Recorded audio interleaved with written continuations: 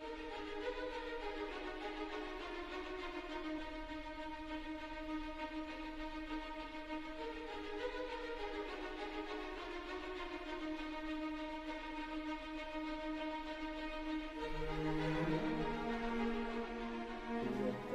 bon endroit et au bon moment.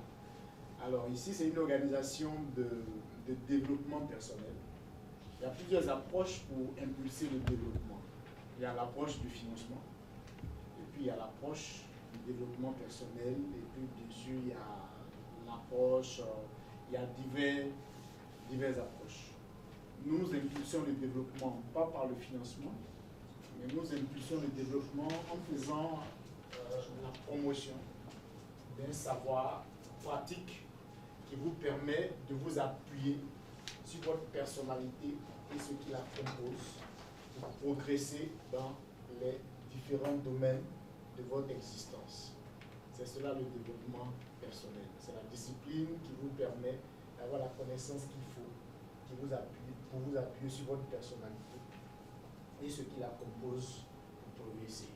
C'est-à-dire que même si vous n'avez rien dans la main, mais à partir du moment où vous êtes, c'est-à-dire à partir du moment où vous avez une personnalité, où votre esprit est en place, où votre âme est en place et votre corps physique est en place, à partir de ce moment-là, vous pouvez progresser dans tous les domaines de votre vie si vous prenez la peine de participer à des conférences de développement personnel.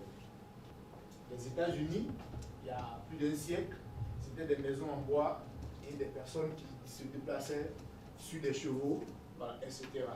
Mais le développement personnel de certains individus, n'est-ce pas, américains, a impulsé un développement national. Donc, pour qu'il y ait un développement national, il faut qu'il y ait des individus qui se développent. Et pour qu'il y ait des individus qui se développent, il faut qu'il y ait des conférences de développement personnel qui se tiennent pour permettre à ces individus-là d'avoir les éléments qu'il faut pour pouvoir être des personnes, n'est-ce pas, développées. Donc notre mission, c'est ça. Et c'est pour ça que j'ai dit tout à l'heure que vous êtes au bon endroit et au bon moment. Il s'agit donc pour nous de pouvoir améliorer notre qualité de vie. Pour améliorer sa qualité de vie, il faut avoir l'argent. L'autre là, mais c'est l'argent qui remporte. Donc, moi, je n'ai pas l'argent. Donc, j'attends. Le jour que j'aurai l'argent, je vais améliorer ma qualité de vie. Alors, quand on le revoit 10 ans après, ah, mais vieux père, si tu vois que au contraire, même ma situation s'est dégradée, et c'est parce que je n'ai pas eu l'argent. Mais j'attends. Le jour que j'aurai l'argent, je vais améliorer ma qualité de vie. 20 ans plus tard, ah, mais vieux père, je n'ai pas encore eu l'argent. J'attends toujours. Et puis donc, voilà, finalement, après, bon, voilà, donc on se renseigne. Il est passé de l'autre côté sans avoir pu améliorer sa qualité de vie parce qu'il n'a pas pu avoir l'argent.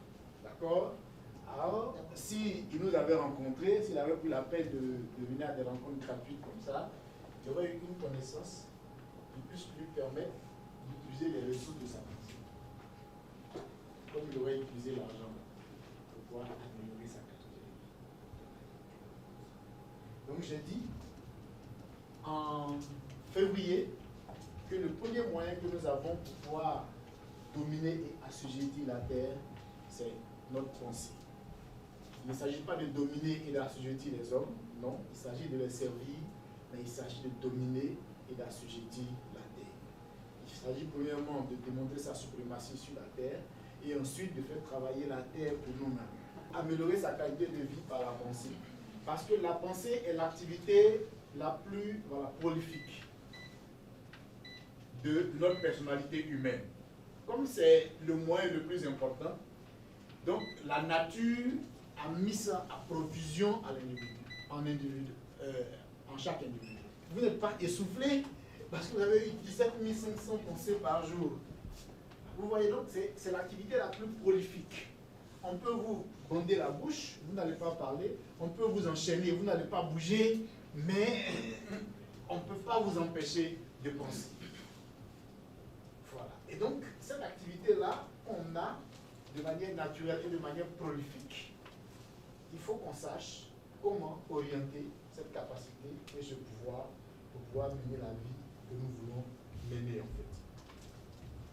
Alors, la pensée c'est quoi? La pensée, c'est l'ensemble de l'activité mentale. Donc, sur le plan mental, au niveau du cerveau, qui est l'organe le plus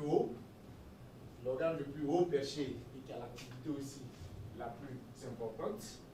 Donc, l'ensemble de l'activité qui est localisée au niveau mental s'appelle la pensée. C'est la définition, n'est-ce pas, que nous pouvons donner de la pensée. Alors, cette pensée que nous avons a un pouvoir. Et ce pouvoir-là est un pouvoir créateur. Ça, c'est le grand homme. La pensée a un pouvoir créateur. C'est une ressource que nous avons en abondance. On pense sans le vouloir, on pense sans le savoir, et on pense sans s'essouffler. Alors, la pensée a un pouvoir créateur. Pour qu'une chose artificielle arrive, parce que nous avons une création naturelle qui est là, qu'on a trouvée, mais pour qu'une chose artificielle arrive, comme une maison, comme un marqueur comme ça, comme un stylo, comme une chaussure, etc., le pouvoir créateur de la pensée s'est manifesté et s'est exprimé. Et elle s'est exprimée par ce qu'on appelle l'imagination. Image et puis in. C'est-à-dire que au niveau de la pensée, nous avons eu une image à l'intérieur. Donc imaginer, c'est avoir une image à l'intérieur. Donc image et puis in, en fait. Donc dès lors qu'on se met à penser et qu'une image apparaît, c'est-à-dire que notre pensée est une pensée en image. Dès lors qu'on se met à penser et que cette pensée-là devient donc une imagination, donc le pouvoir créateur peut se mettre en marche parce qu'on peut former l'image que nous avons eue. On peut rendre en forme, n'est-ce pas, l'image que nous avons eue. Quand vous allez donc voir un architecte pour lui demander de construire une maison, donc qui est un environnement artificiel, l'architecte va s'asseoir et il va se mettre à penser. Et il va imaginer. Et à partir de l'imagination qu'il a, il fait sortir un plan. Ensuite, une maquette qu'il vient vous proposer. Alors, cette maquette-là, lorsqu'elle sera réalisée, elle sera une création. Mais elle a été une création parce qu'au départ, il y a eu une pensée. Et surtout une pensée en image. Donc, l'image in a commencé à se mettre en action. Vous vous déplacez tranquillement, vous vous arrêtez et vous vous mettez à communiquer donc au téléphone, vous êtes serré, vous êtes tranquille. Et puis après, vous vous retournez, vous voyez un serpent, vous n'êtes plus tranquille. Tant que vous ne voyez pas le serpent, vous étiez serein et calme, mais dès que vous avez vu le serpent, votre pensée a commencé à se mettre en marche. Et vous avez imaginé. Donc vous avez eu l'image d'un serpent qui vous mord. Donc vous avez sauté, le portable est tombé et, n'est-ce pas, vous êtes sauvé pour éviter, n'est-ce pas, que le serpent puisse vous mordre. C'est votre imagination, votre pensée qui vous a amené à réagir comme ça. Si vous n'aviez pas vu le serpent et que vous n'aviez pas eu l'image du serpent dans votre pensée, vous n'auriez pas réagi. Si quelqu'un dans sa langue appelle le serpent mi et qu'il vous voit, et puis il vous dit, monsieur, il y a mi, vous n'allez pas réagir. Parce que comme vous ne connaissez pas le mot, ça ne fait pas naître une image dans votre pensée. Donc ça ne réveille pas votre imagination. Vous ne connaissez pas le mi. Mais si après dit non, en fait c'est serpent. Donc du coup, l'image du serpent avec les crocs, etc. Donc ça vous amène à réagir. Donc la pensée a un pouvoir créateur. L'homme ne peut rien créer sans qu'il n'ait pensé d'abord. Ou si vous voulez, l'homme ne peut rien créer sans qu'il ait imaginé d'abord. Que ce soit le sculpteur, le styliste, le modéliste, etc. l'informaticien, le créateur de logiciels, etc., l'homme ne peut rien créer sans qu'il ait imaginé d'abord.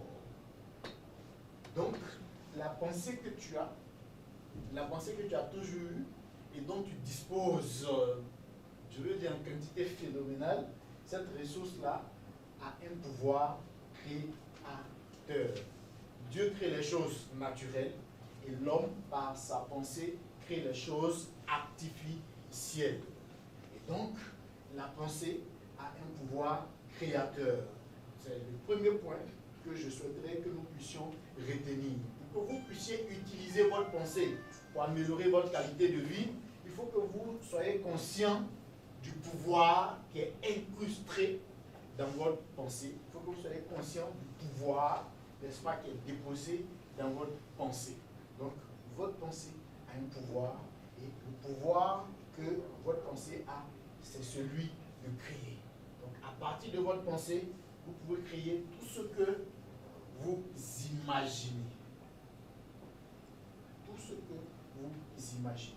On parle d'argent partout, mais l'argent n'existait pas. L'argent a été créé. L'argent, c'est un moyen d'échange artificiel qui a été créé par l'homme, mais de par sa pensée. Et donc, tout ce que nous voyons autour de nous, les sous-marins, les bateaux, etc., les avions, c'est des créatures, ou si vous voulez, des créations de l'homme, mais par le biais de la pensée. Maintenant que je suis conscient que ma pensée a un pouvoir et que ma pensée crée, alors comment je fais pour utiliser donc ma pensée pour pouvoir améliorer ma qualité de vie? Comment je fais pour utiliser ma pensée pour faire apparaître, n'est-ce pas, des choses, etc. Donc ça nous permet de toucher le deuxième point. Alors, pour que vous utilisiez consciemment maintenant, parce que comme la pensée c'est une activité prolifique, on pense, et des fois on n'est même pas conscient de ce à quoi on pense. Donc il faut apprendre à focaliser sa pensée.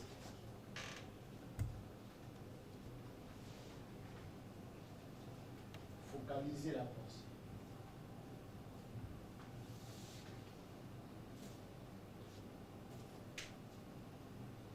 Donc, il faut apprendre à focaliser la pensée. De manière pratique. Focaliser, c'est fixer sur quelque chose. Donc, je vous ai dit qu'on pense. On pense à 1000 choses à la fois, à 10 000 choses à la fois, etc. Donc, pour que vous puissiez utiliser votre pensée pour améliorer votre qualité de vie, il faut que vous appreniez à penser à une chose à la fois. Mais pour que vous appreniez à focaliser votre pensée, il faut que vous arriviez à faire un exercice qui va vous permettre de déterminer ce que vous ne voulez pas dans votre vie et de déterminer aussi ce que vous voulez dans votre vie. C'est très important. Donc, vous devez prendre une feuille, faire un tableau à 2 colonnes. Première colonne, la liste des choses que vous ne voulez pas dans votre vie. Deuxième colonne, la liste des choses que vous voulez dans votre vie. Parce que comme la pensée a un pouvoir créateur, tout ce que vous imaginez, voilà, je pourrais prendre le terme imagination, parce que les hommes se retrouvent plus quand on parle d'imagination. Quand on parle de pensée, ils n'arrivent pas à toucher. Mais quand on parle d'imagination, effectivement, ils se retrouvent. Donc, quand vous voulez utiliser votre imagination pour pouvoir améliorer votre qualité de vie, vous devez savoir clairement ce que vous ne voulez pas dans votre vie. Ensuite, vous devez savoir ce que vous voulez dans votre vie. Savoir ce que vous ne voulez pas vous aide en fait. Ça vous aide à pouvoir désorienter votre pensée. C'est des actes volontaires. Et puis réorienter. Donc vous désorientez votre pensée sur tout ce que vous ne voulez pas. Et puis ensuite vous orientez votre pensée sur ce que vous voulez. L'exemple que j'ai donné du serpent, par exemple, c'est un exemple de ce qu'on ne veut pas dans la vie. Et le portable est tombé, on a sauté, Parce qu'on a focalisé notre pensée sur le serpent. Tant qu'on ne l'avait pas vu, notre pensée n'était pas focalisée là-dessus. Il n'y avait aucun problème. Mais dès lors qu'on a fixé la pensée dessus, il y a eu une réaction. Donc il faut apprendre à déterminer tout ce qu'on veut dans la vie et à focaliser notre pensée sur ce qu'on veut. Donc, ce qu'un homme bannit de sa conscience, c'est-à-dire ce qu'un homme bannit de sa pensée, il le bannit de sa vie en fait. Donc ce que vous bannissez de votre pensée, vous le bannissez de votre vie. Donc focaliser la pensée, il s'agit d'orienter la pensée uniquement sur ce que vous voulez et ne pas appliquer la pensée à ce que vous ne voulez pas. Parce que la pensée a le pouvoir de créer. Et elle a le pouvoir de créer ce sur quoi elle est focalisée. Donc si elle est focalisée sur les choses que vous voulez dans la vie, vous êtes bien parti pour créer la manifestation, n'est-ce pas, de ces choses que vous voulez là dans votre vie, en fait. J'ai déterminé en début 2011 un objectif. Je voulais animer des émissions radio. Et puis, j'ai été invité un jour au ministère du Tourisme, dans le cadre d'une organisation de développement du tourisme que j'avais. Et parmi les organisations qui avaient été invitées, quand on s'est présenté, il y avait un responsable de radio, n'est-ce pas, dans le groupe. Et donc, j'ai saisi l'opportunité. Et puis donc, je me suis lié d'amitié avec le responsable de radio. Et puis, au final, j'ai fini par animer des émissions radio. Il y a quelque temps, j'ai commencé à penser, je me suis dit, il faut que j'ai une connexion à RMO. Il faut que j'ai une connexion à RMO. On va à une réunion des anciens de l'université de Boaké. On se présente, et puis il y a un gars avec RMO qui se présente.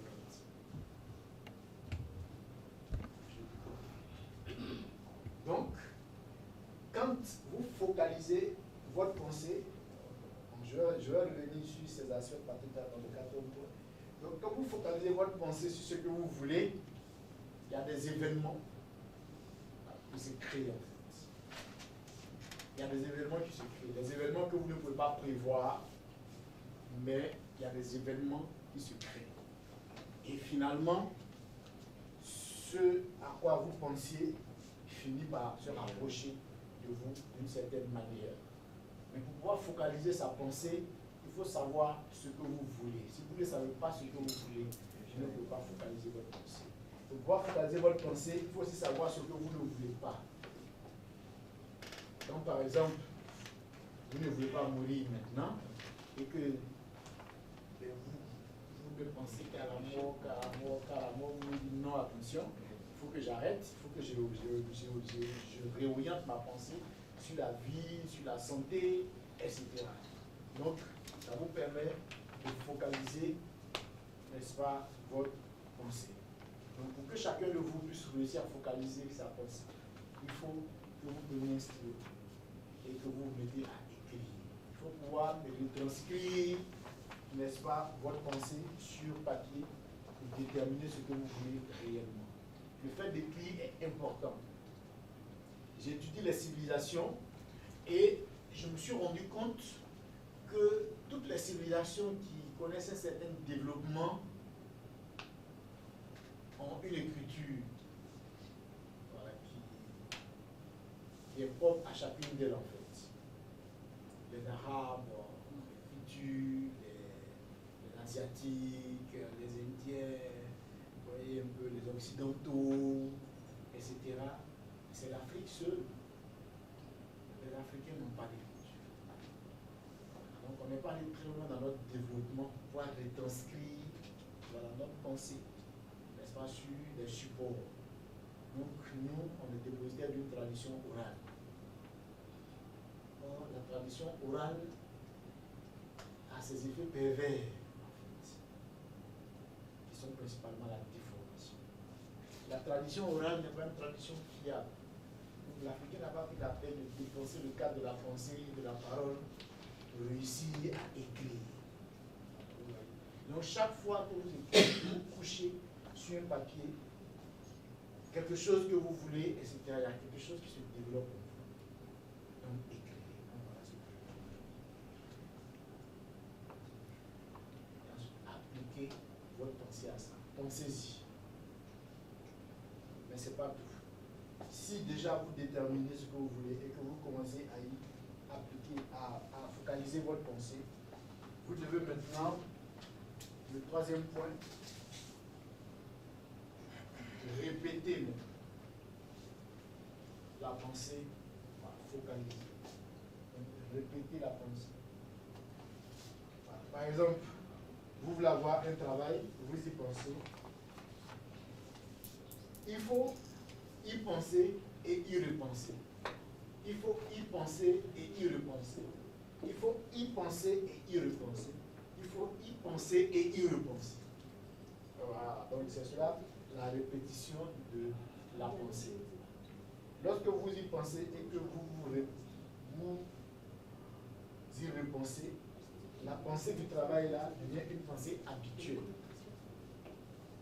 Du coup, elle devient puissante. Elle devient ce qu'on appelle en développement personnel une pensée prédominante. Et cette pensée prédominante-là a une force, qu'on appelle une force d'attraction, de pouvoir créer les événements qu'il vous faut pour le travail.